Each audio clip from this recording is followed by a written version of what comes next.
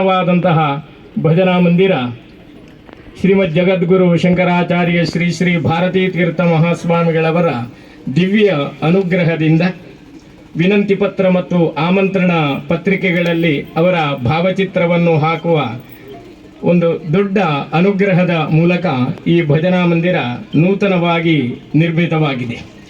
ಆ ಸಂದರ್ಭದ ಪೂರ್ವಭಾವಿಯಾಗಿ ಇಲ್ಲೊಂದು ಅಷ್ಟಮಂಗಲ ಪ್ರಶ್ನೆ ಚಿಂತನೆ ನಡೆದಿತ್ತು. ಆ ಚಿಂತನೆಯಲ್ಲಿ ಇದು ಆಚಾರ್ಯ ಶಂಕರರ ಪಾದಸ್ಪರ್ಶವಾದಂತಹ ಭೂಮಿ ಅಂತ ದೈವಜ್ಞರು ಅನೇಕ ನಿಮಿತ್ತ ಮತ್ತು ಲಕ್ಷಣಗಳನ್ನಿಟ್ಟುಕೊಂಡು ಸೂಚಿಸಿದ್ದಾರೆ.